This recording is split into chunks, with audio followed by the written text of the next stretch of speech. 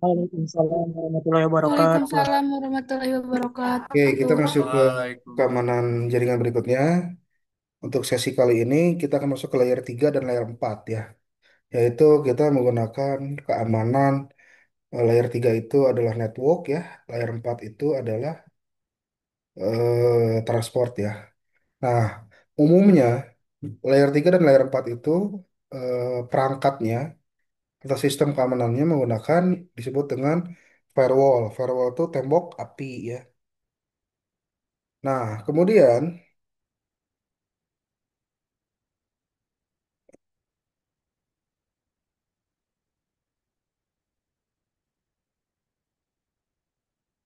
muncul ya.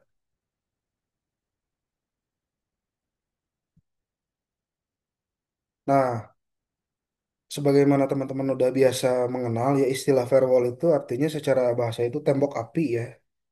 Nah, saat komputer mengirimkan data menuju ke tujuan, data itu akan melewati sejumlah terminal atau node. Ya, terminal atau node ini bermacam-macam bentuknya. Bisa itu router, bisa itu komputer, bisa itu server ya. Nah, dikirimkan selalu pasti melewati beberapa terminal yang berarti akan memberikan kesempatan pada user atau dari internet atau dari lokal yang lain untuk menyadap atau mengubah data tersebut. Jadi prinsipnya dalam intercept sebuah data atau yang disebut dengan man in the middle attack itu pasti posisi posisi attacker itu adalah di tengah-tengah atau di spot-spot yang dilalui ya. Nah, saya kasih gambaran dulu sedikit ya. Saya kasih gambaran sedikit. Kalau kalian pernah mendengar istilah apa topologi bus ya. Nah, kalian pernah mendengar istilah topologi bus ya. Hmm,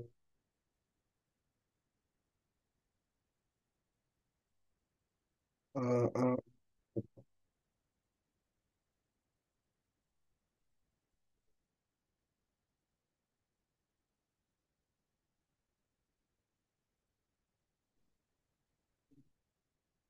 Nah,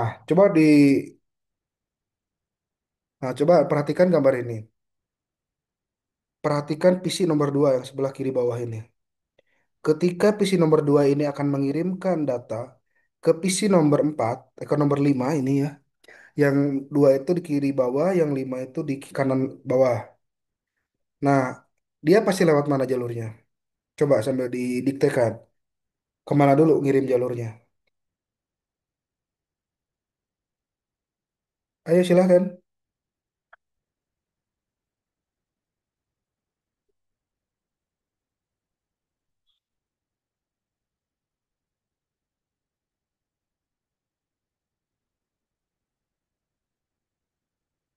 Halo.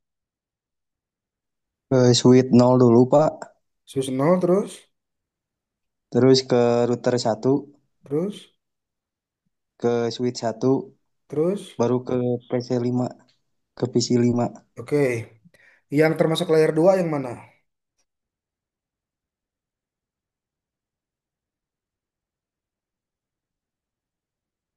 Data link layer 2 yang mana?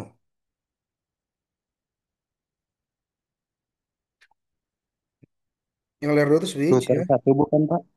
Switch. Layer 2 itu switch. Layer 3-nya router ya. Kemudian switch satu juga layer 2 baru ke tujuan. Perhatikan di sini. PC 2 menuju PC 5 melalui switch 0, router satu, switch satu baru ke tujuan. Berarti setiap kali melewati ini ya, perlu ada pengamanan tersendiri. Untuk ke switch 0, seperti yang dijelaskan di pertemuan sebelumnya, pengamanannya cukup di data link layer. Ada ARP positioning, max spoofing ya, kemudian VLAN configuration dan seterusnya. Itu perlu diamalkan supaya apa? Supaya orang orang yang misalnya gini, si admin lah atau orang yang ada di posisi ini tidak bisa menyadap informasi atau merubah informasi karena mau nggak mau, suka tidak suka, PC2 itu harus selalu melewati switch 0 ya. Maka switch 0 ini dengan posisinya layer 2 harus diterapkan keamanan layer 2 atau data link layer security. Maju lagi ke posisi router satu, di router satu juga perlu ada pengamanan nih. Kenapa perlu ada pengamanan? Karena jangan sampai yang arah yang lainnya itu memberikan gangguan atau di sisi routernya sendiri dia melakukan penyadapan atau alter informasi ya. Maka di router ini perlu ditambahkan layer 3 ya, network security yaitu firewall. Masuk lagi ke switch 1 layer 2 lagi nih. ARP ARP lah, MAC lah, kemudian VLAN dan seterusnya. Masuk ke PC. Di PC juga ada firewall komputer kan. Nah, semua perangkat-perangkat yang dilalui ini harus diset perangkat keamanan. Jangan dibiarkan tanpa keamanan. Dan kita lagi bicara di posisi router satu ini. Apa saja yang nanti yang perlu diamankan di router satu, nanti kita akan bahas di pertemuan ini. Kembali ke materi, ya, ke materi yang ini. Nah, data tersebut agar aman sampai kepada yang berhak, perlu keamanan jaringan. Keamanan jaringan menurut Saroso dan Anggoro ya, didefinisikan sebagai sebuah perlindungan dari sumber daya terhadap upaya penyingkapan, modifikasi, utilisasi, pelarangan dan perusakan oleh orang yang tidak diizinkan. Yang pertama kita lihat definisinya adalah sumber daya terhadap upaya penyingkapan. Jadi penyingkapan itu membuka suatu data, suatu sumber daya, mengubahnya, memanfaatkan untuk tujuan yang lain, melakukan perusakan, perubahan data. Oleh siapa? Oleh pihak ya, oleh entitas yang tidak berhak. Itulah keamanan apa? Definisi apa? Keamanan jaringan. Keamanan ini bertujuan untuk membatasi akses informasi dan sumber daya hanya untuk pemakai yang memiliki akses. Jadi hanya yang boleh, yang berhak, yang diberikan akses terhadap sumber daya. Nah, seperti halnya yang saya sampaikan tadi, ketika informasi ini bergerak dari kiri ke kanan, kanan ke kiri, maka selalu melalui media atau medium ya. Mediumnya ini adalah jaringan. Kalau di dalam konsep keamanan informasi itu lebih general, membahas lebih kepada data dan kepada aplikasinya. Kalau di keamanan jaringan ini kita posisinya di mediumnya, di tengah-tengahnya ini. Nah, ternyata si attacker ini yang paling berbahaya itu, jenis serangan itu ada dua, ada pasif, ada aktif. Ketika kondisinya pasif, si attacker itu posisinya hanya bisa melihat atau mencuri data saja. Tapi ya, yang aktif ini dia bisa merubah loh. Dia bisa merubah datanya. Si A ngirim data A, si si A ngirim data A, sama si attacker diubah menjadi A1 atau merubah jadi B menuju si B misalnya. Nah, ada ancaman pasif dan ancaman aktif ya. Mana yang lebih berbahaya? Menurut saya yang lebih berbahaya adalah ancaman pasif. Karena seringkali ancaman pasif ini tidak dideteksi oleh pengirim dan penerima. Sedangkan ancaman aktif biasanya lebih mudah terdeteksi. Tinggal bandingkan saja nanti datanya. Data yang dikirim si A itu sama nggak dengan data yang diterima si B. Jadi yang lebih berbahaya sebenarnya adalah ancaman pasif. Baik ancaman pasif maupun ancaman aktif, semuanya pasti melalui medium.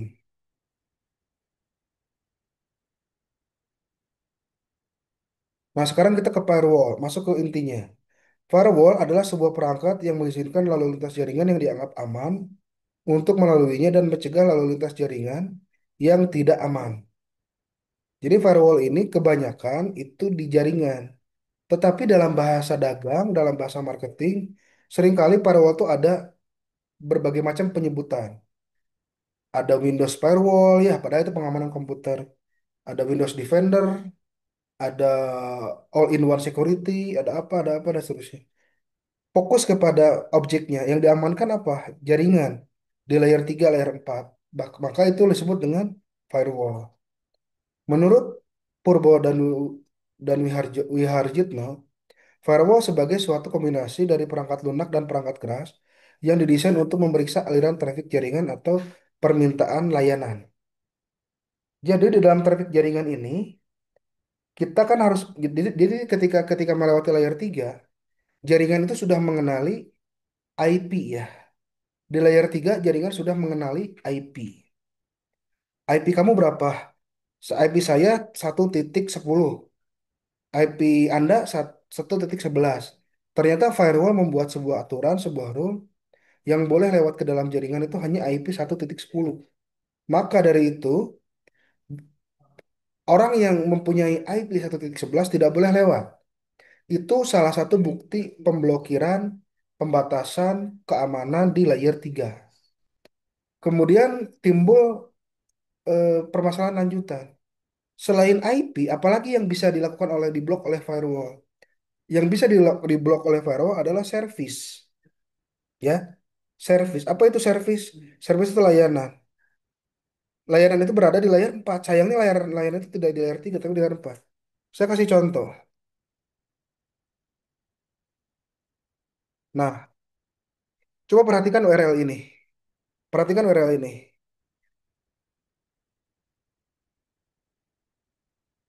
Nah, dari URL ini, IP-nya mana, service-nya mana?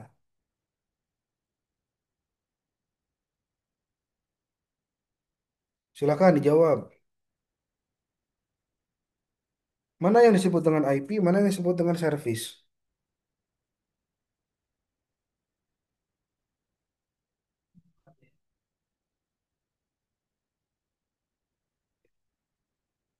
Yang disebut dengan IP itu adalah ini. Ini adalah IP ya. Ini adalah port. Ini juga bukan service, ini port. Tapi di dalam TCP IP, service juga bisa dimanifestasikan dengan menunjukkan jati dirinya sebagai port. Nah, port 80 ini apa? Web. Berarti IP sekian, 192, 168, 122, 190 mempunyai service web yang dimanifestasikan dalam bentuk port 80 ya. Nah, sayangnya port 80 ini tidak dikenali oleh layer 3, tidak dikenali oleh layer network. Port 80 ini dikenalinya di layer transport. Maka tidak boleh kita bilang bahwa firewall itu di layer 3 saja, melainkan minimal layer 3 dan layer 4. Nah, sebagai contoh,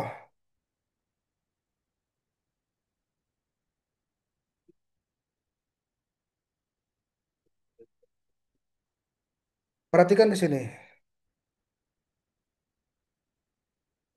Ini contoh dari suatu firewall ya. Perhatikan ke sini.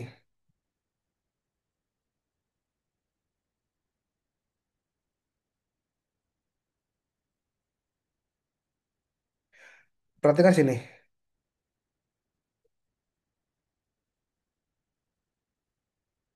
Nih, perhatikan teman-teman. Ini perhatikan teman-teman. Di dalam melakukan blokir, saya bisa menentukan IP source-nya berapa dan juga protokolnya. Protokolnya berapa? Protokolnya apa? Bisa saya sebutkan. Kemudian portnya bisa saya tentukan 80 misalnya. Saya bisa memblokir suatu address di firewall ini 92, 168, 1.11 misalnya dengan kriteria port protokolnya TCP, portnya 80. Bisa nggak hanya IP saja bisa? Maka kalau IP saja berarti si firewall ini seluruh IP, seluruh port dan seluruh protokol atau seluruh service dari IP 1.11 semua actionnya saya drop. Bisa drop, bisa reject ya. Bisa drop, bisa reject ya. Kalau kalau hanya seperti ini layer 3. Tapi kalau saya tambahkan protokol dan port, protokol atau dan port, ini udah masuk ke layer 4. Maka firewall itu terjadi di layer 4. Sebagai gambar di sini, ini salah satu jenis ya. Sorry, salah satu bentuk dari implementasi firewall. Di mana ada jaringan publik sebelah kanan, atau kita bilang itu internet, jaringan private atau LAN kita bisa disebut ini jaringan private ya, sebelah kiri. Nah, sebagai contoh, komunikasi yang datang dari publik misalnya, itu tidak bisa langsung ke jaringan private, mesti diatur dulu di firewall dengan konsep dengan berbagai macam konsep. Contohnya adalah konsep NAT ya, Network Address Translation. Dari dalam keluar juga bisa diatur. Misalnya gini, orang kalau dari internet mau akses ke server yang di saya, maka saya batasi deh, hanya boleh 4 port 80 saja. Hanya boleh 4 per 3 saja dan itu pun IP dari internetnya saya batasin sekian sekian sekian. Bisa. Kemudian dari dalam keluar dari private ke publik. Saya bisa atur juga. Saya hanya bisa buka situs google.com. Situs porno saya tidak izinkan. Diatur di mana di firewall juga. Tapi kembali lagi firewall itu pada dasarnya basicnya itu di layer 3 dan 4 hanya mengenal IP dan port. Belakangan si firewall ini semakin canggih. Ternyata firewall yang asalnya di layer 3 dan layer 4 itu sudah ada firewall layer 7 atau layer aplikasi. Jadi bisa dibatasi juga isi data di dalam suatu pengiriman data itu, isi datanya itu bisa kita baca oleh firewall dan firewall bisa memberikan pembatasan. Tapi fitrahnya firewall di layer 3 dan layer 4. Nah, ada beberapa jenis firewall, ada personal firewall, ada network firewall, ada IP virtual firewall, kemudian ada proxy server. Nah, personal firewall ini didesain untuk melindungi sebuah komputer yang terhubung ke jaringan dari akses yang tidak dikehendaki. Yang tadi ya, contohnya ini apa? Firewall yang di komputer kalian. Windows Defender lah, apalah istilahnya gitu ya. Kemudian network firewall itu biasanya posisinya ada di jaringan, bisa dia disejajarkan dengan fungsi router, bisa dia diincludekan sekaligus dengan router itu sendiri. Nah, network firewall didesain untuk melindungi jaringan secara keseluruhan dari berbagai macam serangan. Maka umumnya network itu di firewall. Nah, kemudian secara secara pemanfaatan, secara fungsinya, firewall itu difungsikan di beberapa jenis. Yang pertama adalah IP filtering firewall. Yang tadi saya contohkan itu adalah network firewall dengan fungsi IP filtering firewall. Apa itu IP filtering firewall? IP filtering firewall itu sebuah firewall yang isinya membaca paket IP dan port atau service. Kemudian ada proxy server. Proxy server itu adalah cara kerja si apa namanya? Si firewall yang posisinya ada di yang posisinya dijadikan proxy. Kan firewall itu bisa disimpan di komputer kita sendiri, bisa disimpan di di router, bisa juga difungsikan, ditempatkan di posisi proxy. Apa contoh contoh pemanfaatannya? Kalian kalau pernah menggunakan proxy ya, nah saya kasih contoh deh. Nah, kalian kalau menggunakan proxy server ya, kalian misalnya ngetik proxy-nya ya. Saya masukkan proxy-nya di IP sekian misalnya gitu ya.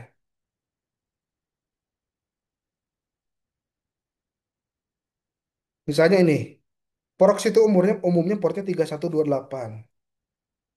Nah, ketika kita mengaktifkan proxy di komputer kita ke IP 1.11 port 3128, maka komputer kita mendaulatkan suatu proxy untuk menjadi gateway dari aplikasi yang semua aplikasi web yang semua koneksi keluar komputer kita. Jadi setiap kali kita membuka browser, maka akan dilewatkan terlebih dahulu ke IP 1.11. Dengan posisinya dia yang yang harus kita melewati dia, maka dia bisa menambahkan fungsi-fungsi filtering sendiri.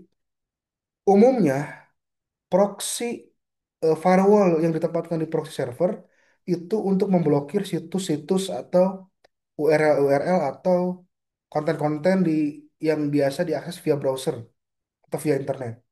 Umumnya. Jadi firewall itu tidak bisa menjangkau sampai ke situ. Dia tidak bisa membaca URL loh. Si firewall itu basically tidak bisa baca URL, tapi kalau ditempatkannya di proxy, jadilah layer 7 firewall. Jadi dia bisa membaca konten sebagaimana fungsi proxy pada umumnya. Karena proxy itu melewatkan data dan dibaca datanya oleh si server proxy-nya. Dengan membaca data tersebut, maka si firewall punya peluang untuk melakukan pembatasan, pemblokiran dan filtering. Itu salah satu fungsi firewall sebagai proxy server. Layer 3 firewall. Kita lihat topologinya ya. Ini firewall yang biasa di layer 3 atau layer 4.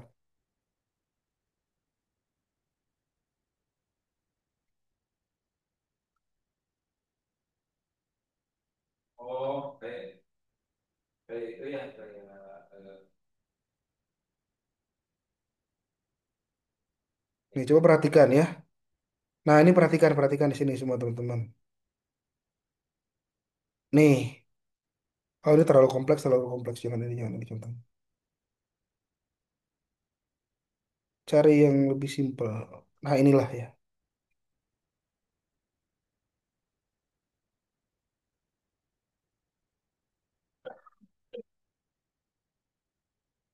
Nah, coba kalian lihat teman-teman.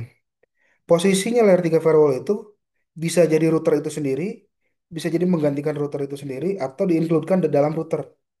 Jadi yang tembok api ini posisinya di layer 3 nih. Dan dia di tengah-tengah traffic. Jadi kalau mau ke internet, maka kita harus melewati firewall tersebut. Ini layer 3 pada umumnya. Berbeda halnya dengan apa namanya? Firewall di proxy. Berbeda halnya dengan firewall di proxy ya.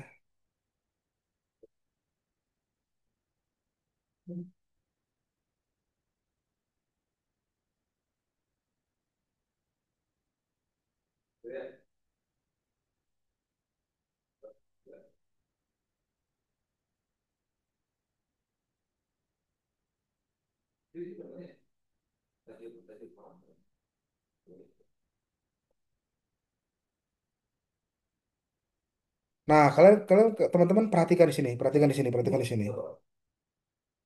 Nah, ini contoh dari firewall yang diposisikan sebagai proxy. Pada umumnya, kita akan mengakses dulu router dulu, yang atas ini router sebenarnya. Komputer itu akan mengakses dulu router untuk masuk ke jaringan internet misalnya. Tapi kita bisa juga langsung mencantumkan IP proxy-nya sebagai proxy server kita. Maka kita tidak lewat sana lagi, teman-teman. Kita tidak lewat router lagi. Tapi kita melewati si server proxy terlebih dahulu, baru ke internet. Ini salah satu bentuk proxy firewall yang pertama. Proxy firewall yang kedua adalah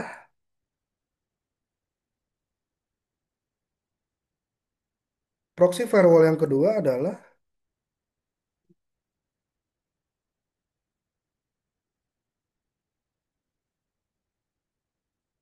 itu yang disebut dengan transparent proxy. Nah, oke.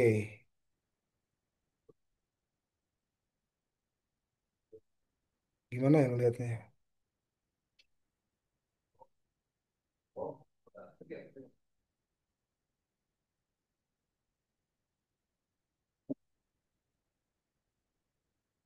Nah, fungsi yang kedua adalah ini, teman-teman.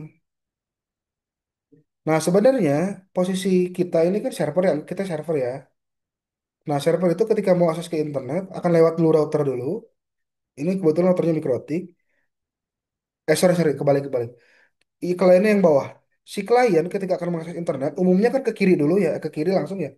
Si klien connect ke router terus ke internet kan. Tapi dalam kondisi transparent proxy, si klien ini akan mengakses router, kemudian si router ini akan membelokkan lagi ke sini. Si router akan membelokkan, si router akan membelokkan ke, sorry, saya pakai ini deh. Nah, kan umumnya umumnya ke kiri lang ke atas terus ke kiri kan. Dalam kondisi proxy firewall, maka si klien itu akan mengarah ke router dan router akan ngasih tahu, kamu silakan akses proxy-nya ke 200.1.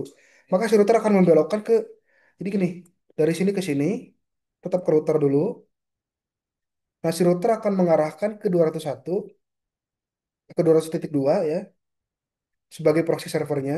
Tentu nanti di 200.2 ini ada pengaturan rule dan sejenisnya.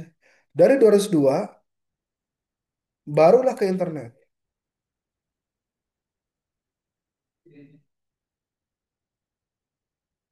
Seperti itu.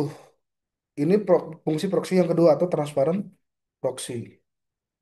Maka di segala macam aturan yang di sini, di aturannya akan mengikuti aturan yang ada di server. Misalnya si klien ini apa namanya?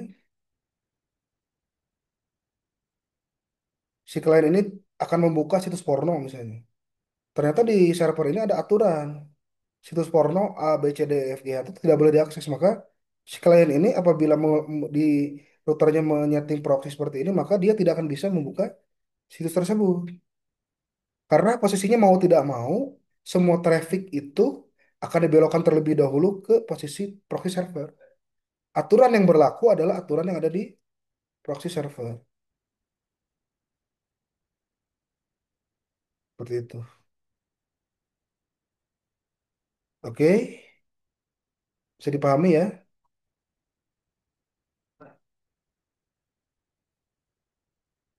Nah, fungsi firewall tadi mengatur dan mengontrol lalu lintas, melakukan autentikasi, ya kita bisa masukkan password juga ya.